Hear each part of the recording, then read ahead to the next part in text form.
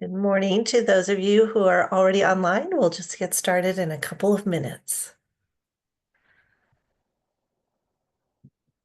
Feel free to introduce yourself in the chat if you feel so inclined.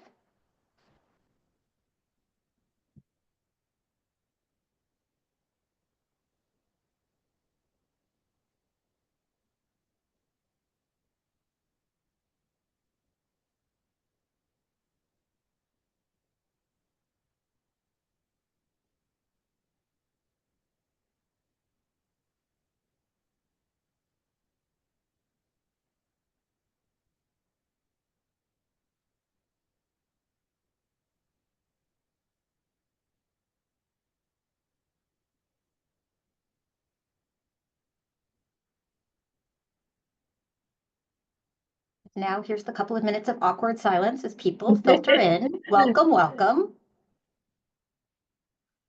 Yep, our numbers are building up here. Good deal.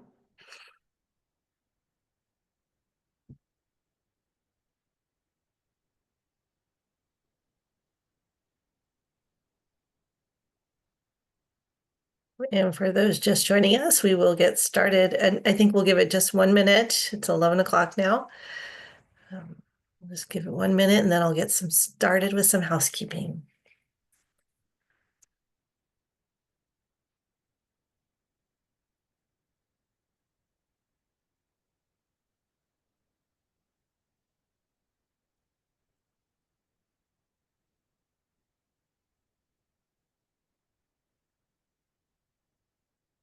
And we do have the chat open. If anyone would like to say good morning and introduce yourselves, we'd love to know who's here. Tell us where you're from and what you do with OER.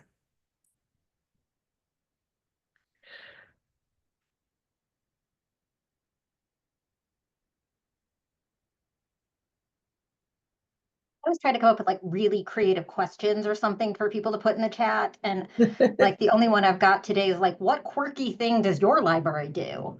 So, but I don't know that we have all librarians, but I have a 3-foot inflatable duck outside my office. We decorate him for various holidays. The students get a kick out of it, and so do I. Oh, that's very fun. So.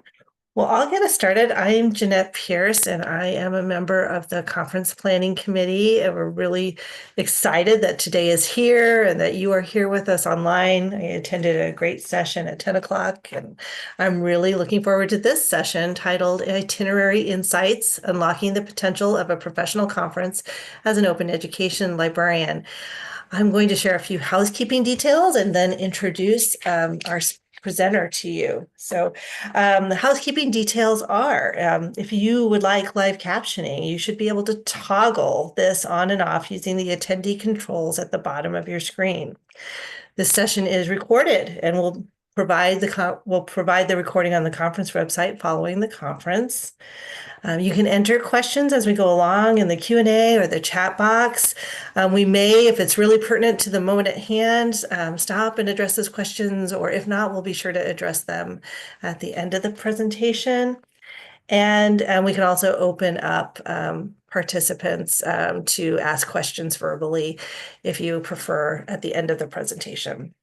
So we hope you'll engage on the chat function with each other and the presenter. And if you're having any technical difficulties, feel free to contact the conference support there's a link at the bottom of that sketch where you link to this presentation from the sketch platform. So, okay, so we welcome today Christine Rickabaugh. And Christine is from the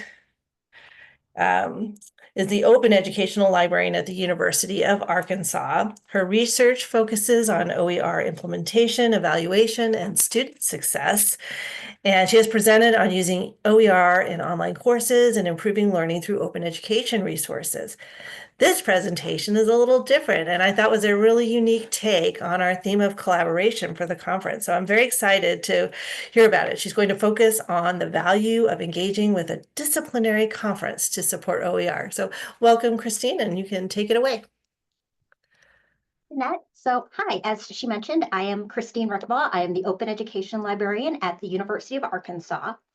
And kind of before we get started, I wanted to give you some background on why I'm presenting on this topic, because it seems a little random if you don't know the background, which is last summer in July of 2024, I was sitting in a collection of professional development events, and we were talking about how do you find discipline-specific OER and sort of, should the Open Education Network be playing a role in that? How does that all fit in? And one of the conversations that we were having was, is that really more of a professional organization role? Are we reinventing the wheel when we don't need to? And that idea kind of floated in the back of my mind. And so that was really the impetus for this was I'd never seen an open education librarian go to a discipline conference that isn't in their discipline. I work with research and instruction librarians, and the education librarian usually goes to education conferences, and the engineering librarian goes to the engineering conferences. And I decided to go to the International Textile and Apparel Association conference. And you can't see me, but I got a lot of really strange looks when I announced this is where I wanted to go, because I know very little about fashion or textiles or apparel. And if left to my own devices, I would wear jeans and a hoodie like most of the winter. So that's really where this came about, was this idea that I'd never seen anyone else do it. And I'll explain my reasoning why and all of that kind of as we get going. But that's really the background of this, was there was this idea of we should be collaborating with professional organizations, but I'd never seen an open ed librarian do it. So I wanted to kind of share my experiences with you in case you were interested in doing it. So that's where this kind of all starts. So kind of as we get going, I have my slides, there we go. So kind of the goal for this, what I want you to be able to take out is to think about if there's a subject or a program that you think would be a good fit for this kind of collaboration. Going to a conference, how does that all work? You need to have conference objectives. I walked in with 3 specific, this is what I'm hoping to get out of this conference piece. It makes selling it to your administrators much easier and explaining to other conference attendees why you are there. I spent a lot of time collaborating with my colleagues to develop this plan for the conference and how I was going to do it. I'll talk a little bit about actually attending the conference and then sort of what's come from it, what I see going on next. So that's sort of our itinerary for the session, if you will. So identifying the discipline. So kind of the history that came from this was we have an apparel merchandising and product development program on our campus. From the moment I was here on campus in 2023 for my interview, AMPD was noted as a program that had a lot of engagement with OER. At that point, they were about 10 classes away from having the whole program be using OER. So they came already with a really strong foundation that when I was interviewing, I was learning about. They are the largest undergraduate program in their college. They actually live in Bumpers College of Undergraduate Agriculture. But Bumpers is sort of this weird circus tent of all sorts of different disciplines.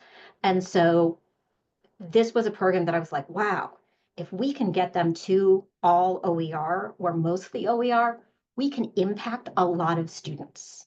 Particularly when you think about apparel and textiles, they're creating garments. They are using both software and actual physical materials to create their papers, their projects, their capstones. And so that's not something that I can swap OER for.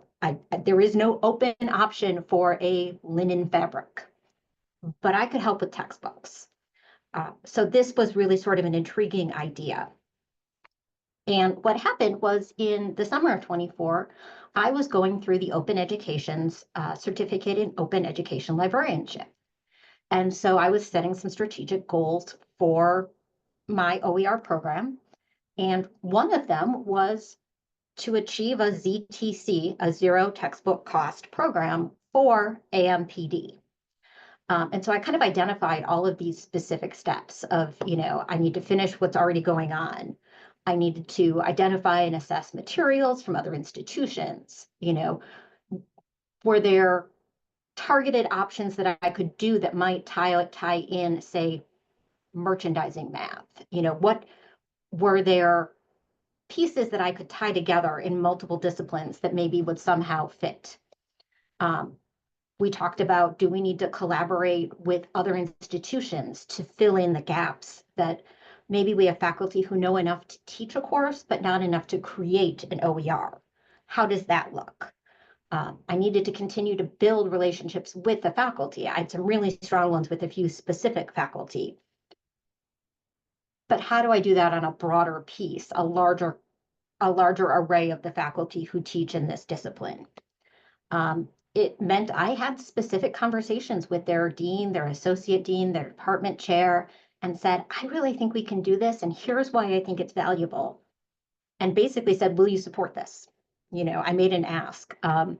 And through those conversations, some of the goals that I had at this conference got developed. But it was a really intentional moving forward. And one of the pieces was, presenting at some faculty meetings for AMPD and saying, hey guys, I think we can do this. And here's how far we've gone. And it was actually really interesting when I presented to the faculty in September of 24. It didn't even occur to me to let them know that I would be attending the International Textile and Apparel Association conference. And one of the other faculty members knew I was coming and mentioned it. And like three heads of people who I don't know well, like popped up as if they were like, oh, she's serious enough. She wants to go to a convention and she wants to come be a part of this. And it's like it added an air of, wow, she's taking this serious, that I didn't expect, but really ended up being a valuable thing. So that's sort of how this all came about. And then I needed to look at what I already had. As I mentioned, because so many of these faculty members, I think there are 9 full-time faculty members, I already knew most of them, but there were 2 that I did not know, who I wasn't sure if they'd be game for even talking about OER, like just had not had an opportunity to engage with them. But the others were really great, including the head of the department, who this year will actually be chairing the conference in St. Louis in 2025. But really looking at them and saying, what do you need? Here are the gaps that I see in our curriculum. What do we need to fill in those gaps? And having some really deep conversations about that. I actually walked into their staff meeting, their faculty meeting in September, with a list of every course that was part of the AMPD program and the resources currently being used. And then I think at that point we were down to 7 or 8 classes that weren't using either open resources or library resource, and said, these are the ones we need to do. What would take to get there? What would you need from me? What would you need from administration? So that kind of continued those pieces. And then the other thing was, as I talked to administrators, they said, well, how do we get feedback on these books? You said they're in the open textbook library and they're in the OER Commons. How do we learn what people say about this when they put in a review? And that really inspired me to think about, could this conference be an opportunity to engage with professionals, either in higher education or in industry, that could get us some feedback from subject level experts? Because I know how to work press books. I am not an AMPD faculty member. I go to the fashion show every year in a black dress with sparkles in my hair, because that's just about as crazy as I get. And so, thinking about how do we leverage those subject experts. So all of this led to the conference. And basically what happened was, sort of late summer of 2024, I was having all of these meetings with AMPD faculty and their administrators and my administrators, talking about how we could get to a ZTC. And several different people said, well, why don't you go to their conference? And I did a little poking around and discovered that unlike other discipline conferences, ITAA isn't necessarily specifically tied to a commercial publisher, and that they published their own journal, and that they had a lot of connections with other institutions that I knew, at least tangentially. And I was like, okay, so I'm not going to be stepping on anyone's toes. They're not directly tied to publishers or taking significant amounts from commercial publishers. This might be a doable thing. So I signed up. It was very rough leaving Northwest Arkansas to go to Long Beach, California in November. Um, and the other half was thinking about this theme of making waves towards a sustainable future, um, and an equitable future, because that is part of why I love OER, is in talking to faculty and saying, I always tell a story about when I was teaching kindergarten, I had a playlist on YouTube for every letter of the alphabet. And my third year of teaching summer school, the playlist for the letter L disappeared. And it drove me bonkers every year because I'd forget to create a new one, but it had been removed due to copyright because, it was Sesame Street and all sorts of other things. But knowing that you have that resource, that you are in charge of it, that it will be around as long as you want it, to me is a big draw to OER. It's being able to retain that information and not worry about it going away, which to me is part of that sustainable. And then that equitable piece, this was a way we could get more voices in the conversations and more students able to be a part of these programs. So all of this to say, I did some strategizing with the faculty, and we set 3 specific goals for me while I was there. One, to highlight the resources we had published, to make sure other faculty at other institutions knew we had created things. 2, to look at, are there potential collaborators for future projects, those ones where perhaps we don't have quite enough expertise in our faculty to create something, but that we had enough to teach it. A lot of our instructors and professors got their doctorates at Iowa State. Would some of those faculty be interested in collaborating? What about some of their graduate students or doctoral students? So kind of looking for potential collaborators. And then an opportunity to invite academic and industry partners to give us feedback on the resources that we have already completed. I made some really explicit requests of the faculty that attended with me. As you can, there's some of us there. I don't know where we were. We had one more faculty member and she was lost that evening. We don't know where she went. I was explicit. I said, would you introduce me to people? Because I'm great in a small group. You put me in a room with 400 people and I clam up. And so knowing that about myself and saying, Lori, who's the woman standing next to me in that picture, you're leading the conference next year. You know all of the big players. If it's appropriate, would you introduce me? And it just kind of like lowered the stakes a little bit for me to know I didn't have to walk up to strangers and talk to them, that Lori already had those existing relationships, as did Lance and Sarah. So that was a really nice piece of it. I took handouts that I'll show you in a minute, and I intentionally gave everyone who was there a couple so that if they had a conversation where they felt like it was appropriate to give a handout, they could. And then I asked, how can I support you guys while we're here? And it actually turned out that Lori needed to be in multiple sessions one time. And so I was able to go and take notes on this digital resource that somehow talked about different qualities of fabric and how you can show them in a 3D virtual reality environment. I didn't have to understand it. I just had to get some specific answers to her questions. And I was able to do that. So I felt like I was supporting the faculty in addition to moving some of my objectives forward. So I know what you're wondering. What was the handout? So here's a little screenshot of it. I took an existing handout. There's one I always make for new faculty orientation that kind of says, what is OER and why would we do it and how does it work? And then on the lower half are the 3 specific invitations that I had. 1, adopt. Consider using some of our resources. 2, contribute. Are you interested in partnering with us? Do you have something you would like to create?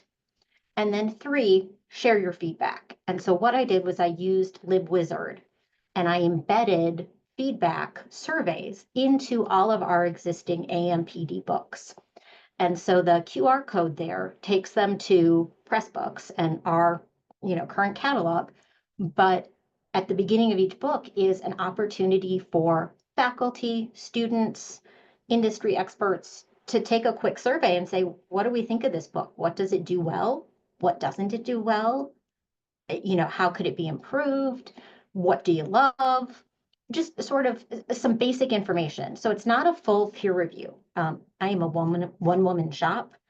I cannot currently handle the roughly 16 projects at any one time I'm working on and peer review. That's not going to happen anytime soon.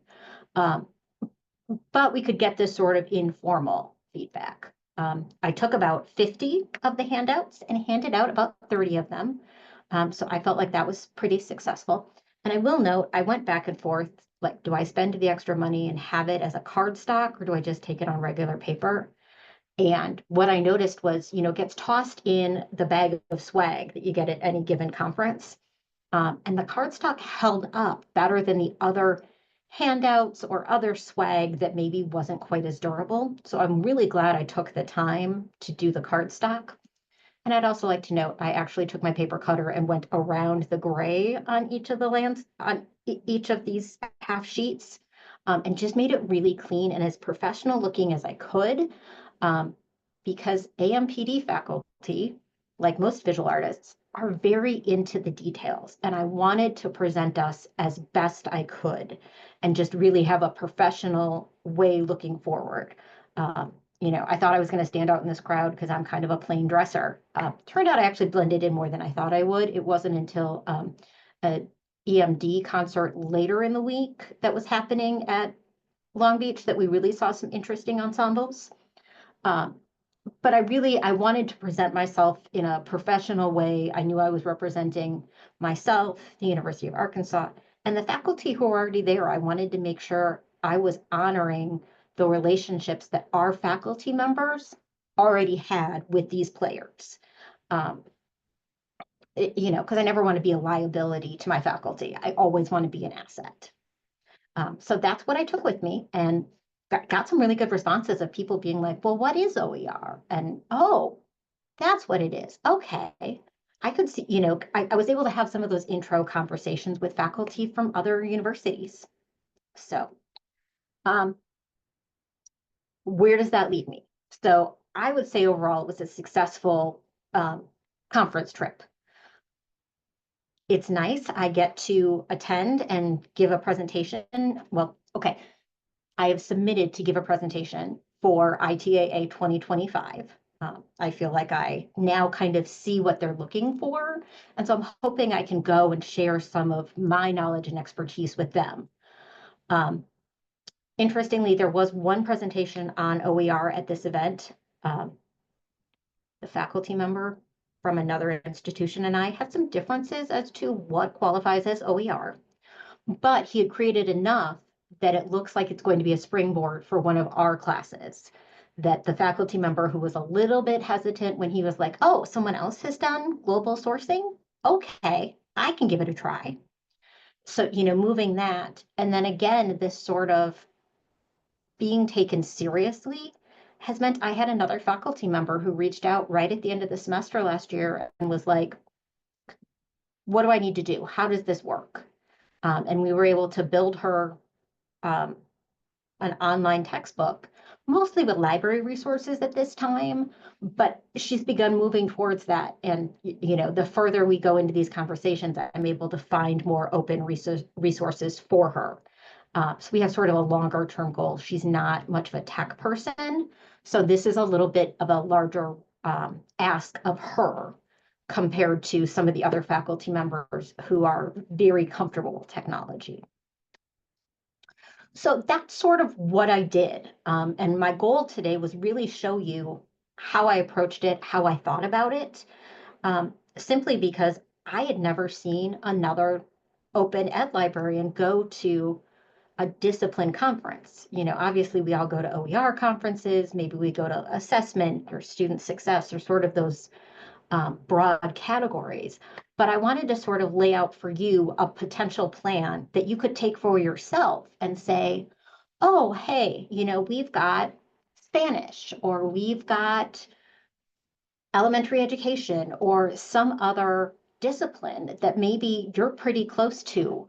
Um, Creating some sort of a ZTC program where you've got a lot of interest, but you need some additional resources from outside sources. And how I approached it as just sort of a way to think about it. Um, so that's the big presentation. What questions can I answer for you?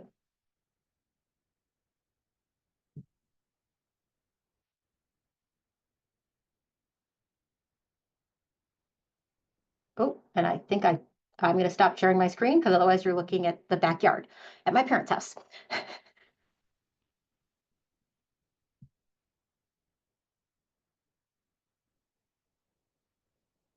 Sorry about that. I didn't have my audio on. I see one question in the chat which asks, or how would you change your going to conference plan now if you were going again? Um, I think I'd probably do a little bit more research on some of the other presenters. I think I could ask some different questions if I had known, okay, we're going to be talking about this is the big person with global sourcing. And oh, what resources do you use? If I could do more research on some of the other people who were presenting would be one piece. And then the other is next year I'm presenting, or at least I'm going to put forth a proposal. And I think that brings another level of authority to it, and have some of those pieces so that I'm not just, a fly on the wall, but an active participant. And I'm also hoping going this year, I'll be able to reconnect with some of the faculty that I met last year, um, and continue some of those conversations, and some of those pieces. So that would be the big changes. And I wondered if you've been able to tell yet if there's been more access, if anyone has been accessing your OER materials, and if you've had any feedback. We've gotten a couple of adoption. So we put a survey in each of our books that just say, hey, are you using this resource in your class? Tell us. And we've got some definite responses from that.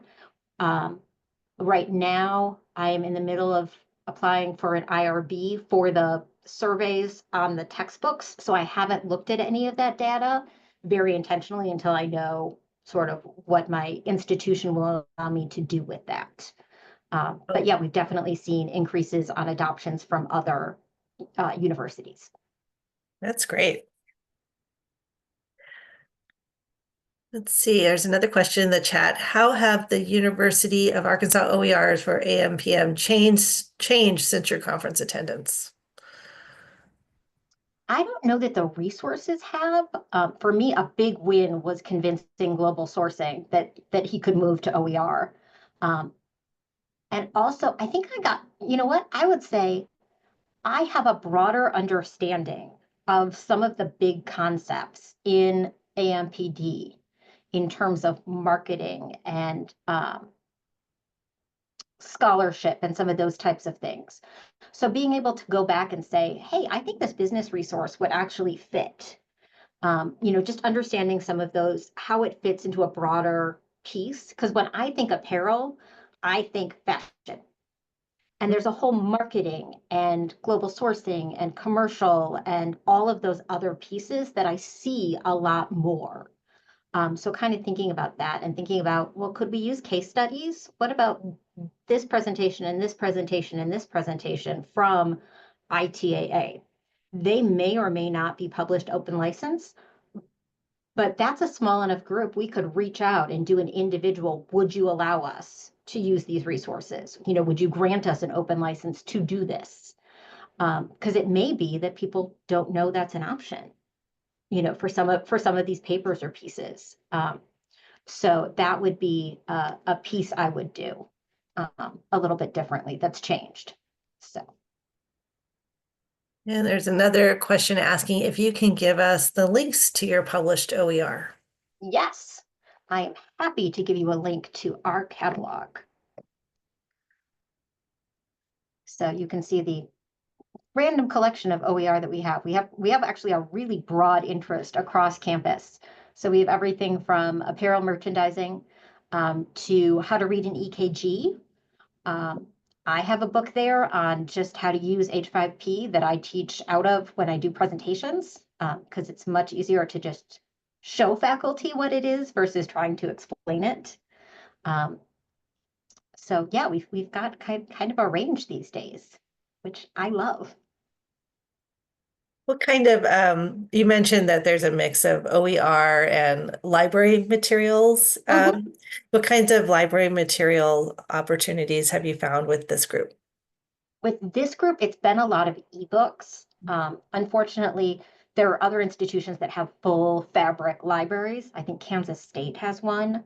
Um, and unfortunately, that's not something we have right now. However, we have a renovation going on, and we will have a makerspace that includes sewing machines in the next couple of months. And so I'm hoping perhaps we can do a little bit more with that just as we grow. Because as I mentioned, this is a pretty large population of our undergraduates here on campus. So I think we have some opportunities to do more and more. That's great. I saw a heart going up on the makerspace Yeah, comment. I thanks. think it was for the makerspace comment. Another question is, does the University of Arkansas incentivize faculty adoption or creation of OERs? We do. Well, let me say this. We incentivize remixes and creations.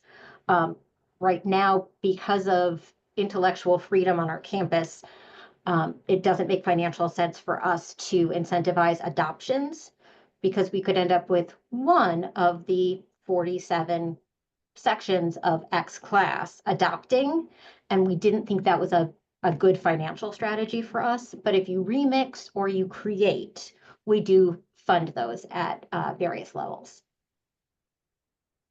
That's great. Thank you.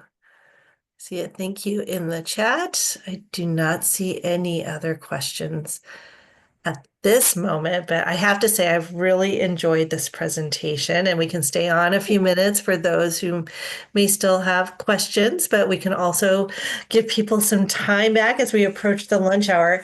I do want to, there's a, Yes. ask if you could put up your pre-work slide again while we're closing. That would be Yes, great. I can happily do Um, that. so I do want to encourage everyone, if your schedule allows, to attend the keynote at noon. It's Abby Elder from Iowa State University. I've already heard her mentioned a couple times today. Um, so I know she's going to be great. And her topic is There's No Blueprint, Recognizing Paths Forward to Support OER. So if you're able, I hope you can do that.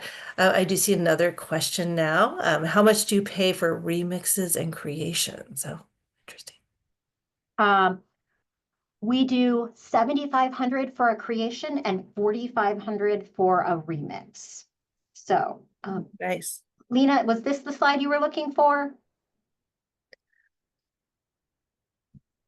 Once I start sharing, I lose the chat. So, Yeah, I thought it was, I thought, Lena, you can clarify, but I thought she meant your goals and Yeah, that one. This- objectives. Goals before the conference.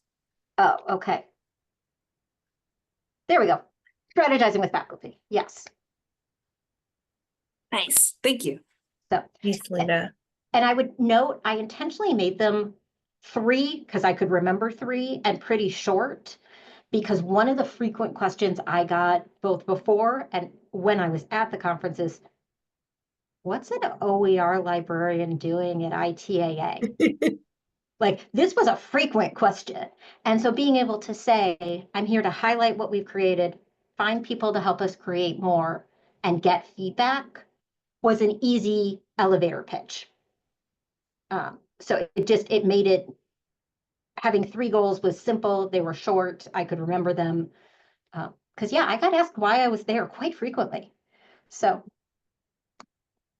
Yeah, and Lena it's always says nice when you can beautiful. find Thank your you. faculty members with green hair. I was like, just look for me. I'll be next to Sarah with the green hair. So we probably could all do well if we set more goals for any conference we attend, actually. So So it's fabulous.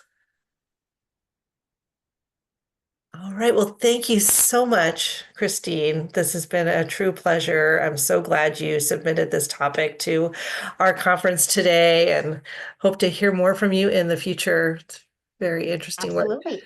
So that's great. Thanks to everyone for attending. As I said, I hope you can attend the keynote or one of our other programs today, and hope everything's going well for you. I see applause and hearts, so thank you. Thanks, everybody. Thank you so much for spending a couple of minutes with me. I appreciate your time. Lots of thanks in the chat.